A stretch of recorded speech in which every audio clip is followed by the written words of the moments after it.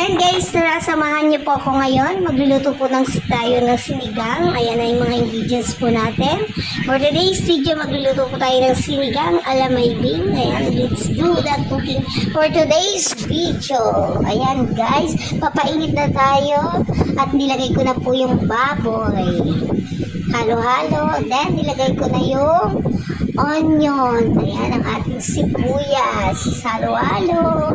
Then, next natin nilagay, kamatis naman. Hindi ko tinanggalin po. And then, nilagyan ko na po ng water. And then, naglagay ko ng fish sauce.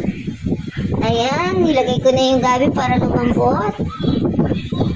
At lumambot na yung karne. At lumambot na yung karne guys. Nilagay ko na yung sitaw at okra. Pinagsabay. Sinigang mix. Ayan, halo-halo. At then, sili na green, optional. At ang huli natin nilagay, kangkong. Ayan, guys. Ito na po ating sinigang. Yummy, yummy, yan.